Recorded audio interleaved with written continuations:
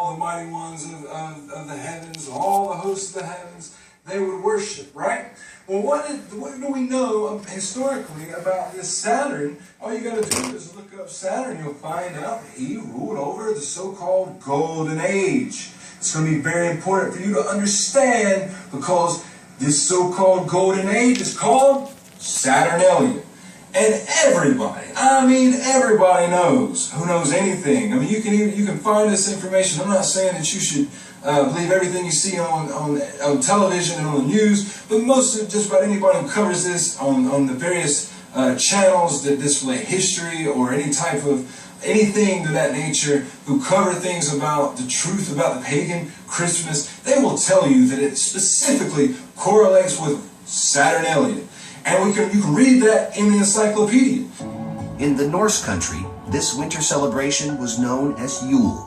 Around December 21st, the winter solstice, fathers and sons dragged evergreens indoors as reminders of life and set logs on fire as a promise of good fortune.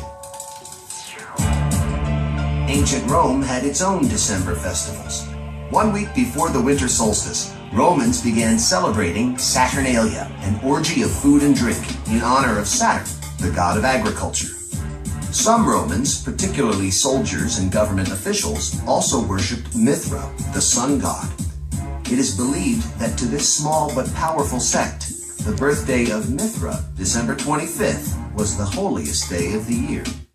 Christmas trees for more than 25 years. I was in the Seattle airport not that long ago. It's too bad. I mean, it's one of the more attractive airports in the country. It's too bad they're stuck in this political correctness.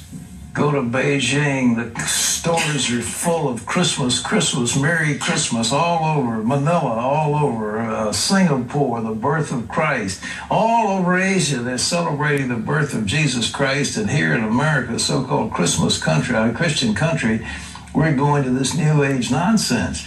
Of course, you've got to remember, ladies and gentlemen, this Christmas trees and all the wreaths and all the garlands and all the mistletoe, every bit of them come from Teutonic paganism, Teutonic paganism, Teutonic paganism. They are not an integral part of Christianity. And so for the Seattle airport to say, well, this is a Christian display, is no such thing. It is not a Christian display.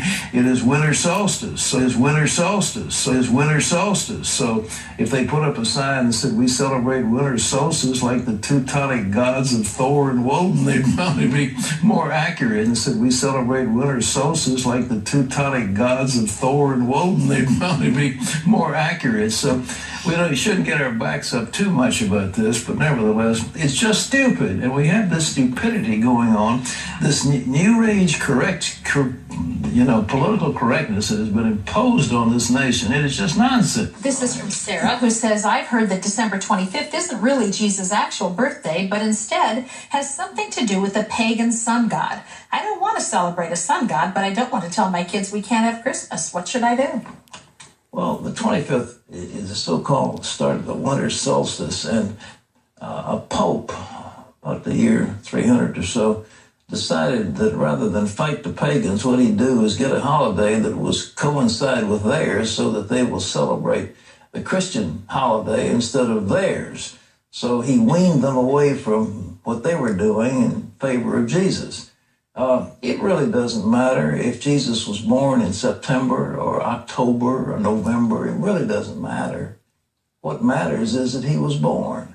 And this is the day we celebrate. It really doesn't matter. So it's not a question. We're not celebrating the winter solstice. It's winter solstice. So it's winter solstice. So we're not celebrating a sun god or some god of war. Teutonic gods of Thor and Woden, they'd probably be more accurate. Any other kind of god of some pagan religion. What we're doing is celebrating the birth of Jesus. So don't worry about it. But is that the exact day? Probably not. It doesn't matter. And said, we celebrate winter solstice like the Teutonic gods of Thor and Woden, they'd probably be more accurate. So we shouldn't get our backs up too much about this, but nevertheless, it's just stupid. And we have this stupidity going on, this new age